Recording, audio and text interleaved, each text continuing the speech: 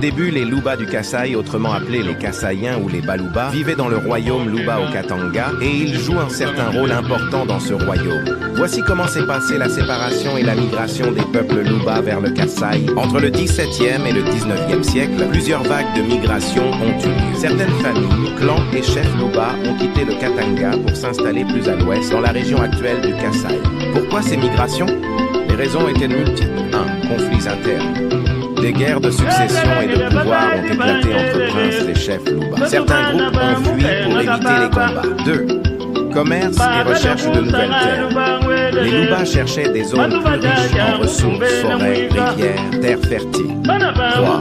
Expansion du pouvoir. Certains chefs puissants voulaient créer leurs propres royaumes ailleurs, tout en gardant la culture et les traditions Luba. Naissance des Luba du Kasaï.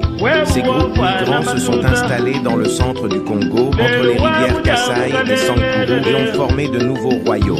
Le royaume Luba Kasaï, ou Luba Lulua, le royaume Lulua et d'autres entités locales apparentes. Peu à peu, ces populations ont développé leur propre identité, influencées par les peuples voisins, Chokwe, Kuba, Songye, etc.